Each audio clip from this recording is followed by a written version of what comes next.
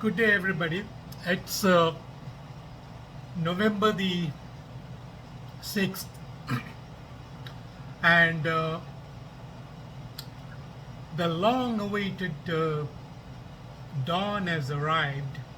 Uh, by that I mean US elections, uh, just with a landslide victory for Donald J. Trump, uh, reached a conclusion, and now this is the beginning. Uh, this is the new beginning. In my view, that will be the new beginning of the demise of the evil forces, uh, bit by bit, one by one, will be uh, will be eliminated. Although it's easier said than done, the uh, the U.S. deep state is much more than one can possibly conceive. For that matter, Donald J. Trump, the President Donald J. Trump himself, said back in 2016, when he was elected president, uh, that he felt the swamp can be uh, can be cleansed, but the swamp is much more deeper than he ever thought. Now that sums it up. That said, now Trump, President Trump, has endured the worst harm, harassment, and the evil treatment that anybody can endure. Literally, I cannot possibly imagine any human being could go through this and still stand stoic. Kudos to Donald Trump. He has proved himself uh, the metal of his making. By that I mean, he's no ordinary person, no ordinary human being can endure this. And to have that courage, endurance, and to steadfastly to forge ahead and he, like nobody has gone through what he has been through, right? I mean, the harassment he's been put through, the impeachments, the two bogus and the bogus impeachments implicating him in some Russia collusion, and then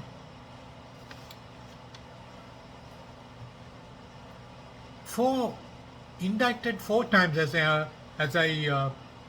understand, and nobody had to go through this in the history of, let alone American history. I don't think this never happened in any part of the world. The beacon of democracy and all that they boast about is reigned by evil forces, without pointing fingers at uh, any organization. I would rather just leave it at that. These evil forces, how many presidents did they assassinate? Was it 5 presidents? John F. Kennedy, his brother Robert Kennedy, right?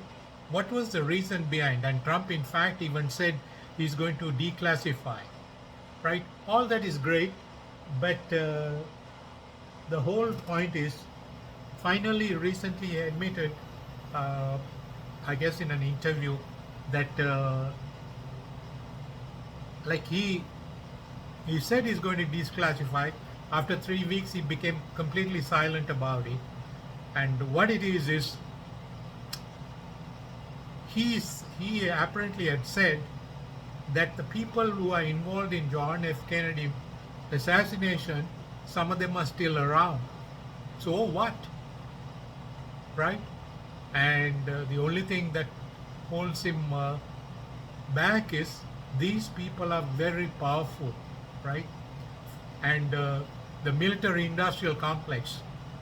They said the annual budget at one point was 1 billion, and then I guess back in like uh,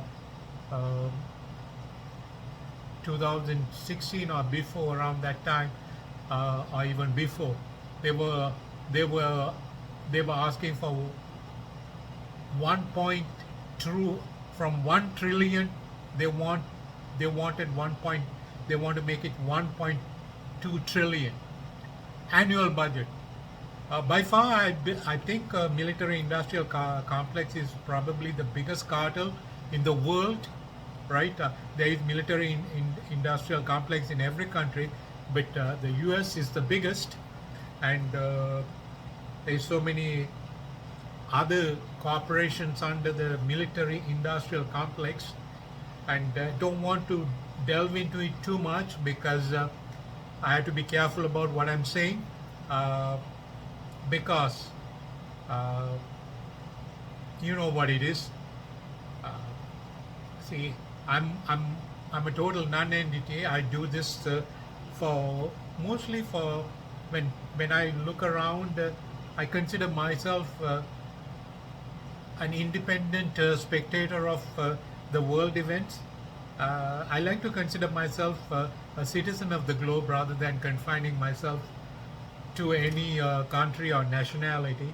I like to impartially look at world events. The world is for everybody, live and let live, right? But what's happening in the world is horrible, atrocious. Uh, US will never want to, maybe it might change with Trump. Uh, like they wanted to destroy altogether. They wanted to destroy, so they, of course, they got the disintegration of Soviet Union. Ronald Reagan was very instrumental in it. Gorbachev, president at the time. And in fact, in the Malta conference, he asked George George George Bush Senior. Ronald Reagan didn't attend that conference just before Russia, Soviet Union disintegrated, and all the 14 countries under Russia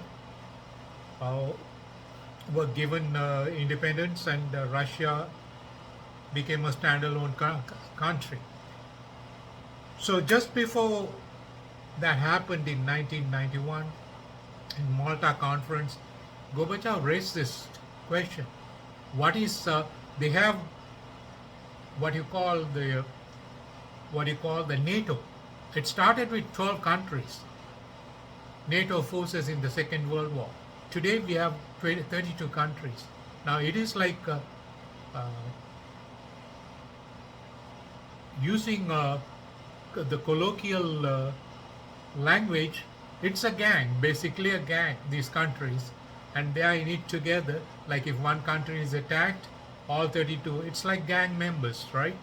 And but Trump was by far the best president, in my view. This is just opinion. By far the best president ever in the U.S. history. I would say yes. Abraham Lincoln, and there's so many great men. But in our times, Trump, in the last, probably, I guess, the last century, there had been, in my view, subject to correction. Again, it's an opinion. You don't have to take it as a fact. But in my view, Trump was the best, and what he has been put through, not even no other presidents had gone through that.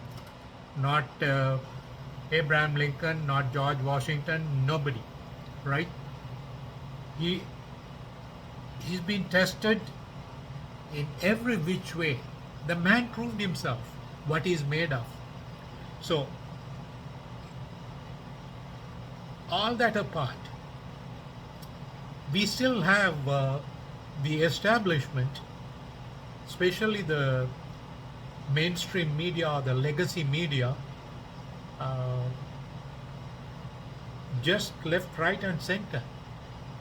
Fake news, fake news, totally preposterous news being propagated, right? And well, let's start with one, and then we'll CNN. Everybody knows what CNN. All this six major corporations, six or is it seven? U.S. Media corporations are paid, and they work for the deep state, and deep state is a term that was coined into I believe in 2013, subject to correction again, uh, and the people, right? If military industrial complex, the annual budget is 1.2 trillion, that would give you an idea. Well, now what is a trillion, right? It's hard for you to conceive. You people go on thinking about how many zeros it has. Forget the zeros. Easiest way to conceive in your mind, to have the concept of $1 trillion. Let's put it this way: if you spend $1 million, right? Most of us have not seen $1 million. Probably 90 or 95% of the world population, right? And to spend $1 million, if you can spend $1 million every single day, in 1 week you will spend 7 million. In 1 year you will spend $365 million. And to spend $1 billion, it will take approximately 3 years. Now, Trump is a billionaire, according to 2016, I guess, the Forbes magazine that takes account of billionaires. It was reported 2,882 billionaires, or 86 billion, 84 billion, thereabouts, are in the world. The recent, I think, was it recent 2000, was it 2000 polls, Forbes magazine took account of the number of billionaires in the world in the past, in the bygone 2 years. It's said to be 3,193, if I'm not mistaken. So Trump is a little, I guess at one point it was reported, here's a few billions, is like the 139, but the real billionaires, like the richest, is said to be Elon Musk. Elon Musk is unbelievably an amazing guy, and I feel privileged to live in the times that he does. Right? We went to school. We studied about Isaac Newton and Einstein, and so many scientists. They all contributed to human civilization and history, but we have never seen these people. Yes, we study about E is equal to mc squared, and the laws of motion, the 3 laws of motions, and you name it, all this stuff. When you are little, when you are young, it's decades ago, maybe 5 decades ago, I studied that. But Elon Musk is a living proof of all these scientists put together. who has contributed to human history in our times that no sci in my view, again it's again an opinion, that no other scientist, I mean, they in their own way they were great. They they their discoveries and their contribution to history, I mean talking about the human civilization, is beyond measure. But we have a man living in our times, amazing individual. Like I said, I feel very privileged to live in the times he does, right? And in my view, to me, he's a real hero. And when Trump was elected in 2016, he was thrown into, I don't know, I'm using an analogy. It's like uh, taking a young boy and throwing him into the swimming pool when he's trying to learn swimming, right? So either sink or swim. But Trump was surrounded by disloyal people, establishment stooges, and he nobody could have endured that. He has the see. You say you can say anything about him. Yes, he has some weaknesses and all that, but who doesn't, right? But the endurance, the see, we all have different levels of endurance, different degrees of uh, different, uh, I guess, levels of endurance to withstand to what we are put through. But Trump is unbelievable, unbelievable. He's patient. Uh, he, the only thing I can, if I have to criticize him, he's very reactive. His reactive nature. He could be much more. He could be. I mean, his humor comes out at the wrong time, and I mean everything is like a little child. He would just throw it out without thinking twice. That's him. Uh, Sometimes it backfires, and then he's he has a very I guess his humor comes out with, you know, he says it with levity without thinking twice. He's when he praises himself, but he is making fun of himself. When he calls himself, I'm the good-looking guy, I'm the smartest guy. So sometimes you don't know whether he's joking or serious, but that's his humor, and which makes his haters hate him so much. When he's talking about himself, gloating about things he had done, it it draws envy, resentment, and hatred towards him. So that's the people who hate him only see one side of him, but and the ones who get close to him, they completely change their opinion. He's a the side that people don't see is a wonderful human being, and is a caring, a good family man. See one thing, like I speak the language. My native tongue is Tamil, and the language Vivek Ramaswamy and who else speaks the language? Kamala Harris. His mother is Tamil, right? I'm sure she speaks Tamil, but my early grounding was in Tamil, so I guess I know enough Tamil.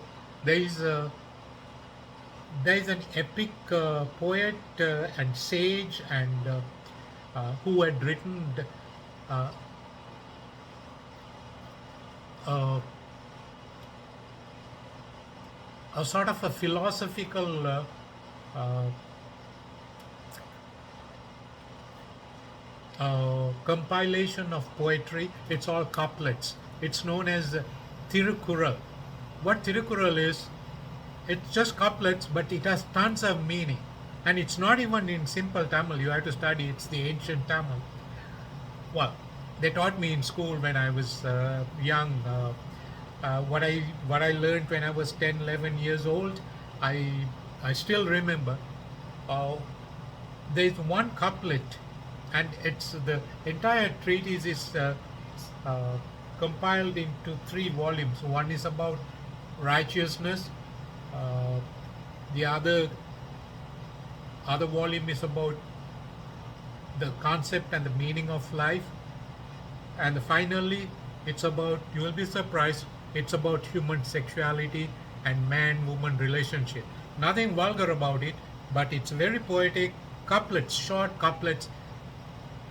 What is said in those couplets is tons of meaning. So I'm, without beating around the bush, I'll come to the point. When you want to look at a man, the couplet says, when you look at the children, when you look at a uh, man's child, a boy, it only talks about male children. When you look at the son of a man, and they should say, what good deeds this man must have done to beget a son like him, right? So in the Indian civilization, or the Indian culture, the Hindu culture, of a man who has been noble and good, and who has done uh, who has been a very righteous man, led a righteous life, has carried out good deeds, will beget a son who will be his pride and joy. So if you look at a man's son, it it's it will proclaim what kind of father he has, right? Look at Donald Trump's children, right? And what does it tell, right? And how he is inculcating values in even his youngest boy, Baron Trump. No smoking, no drinking, no drugs. He's going to school, right? And nobody told me anything like this. But when I was 10 years old, I told myself, my father he enjoyed drinking weekends, and as a child, when in the lunch table, for the little child they try to give a glass of liquor or whatever. Yeah, when I was 6 years old, I took, and when I 7, and then when I reached 10, one day I was sitting in the dinner, in this is my own experience. Uh, Invited a friend, a regular friend, my father's friend, lunch in our place always. And that man, he's still living. He's 91 years old, and my mother proffered a glass of liquor that others were taking.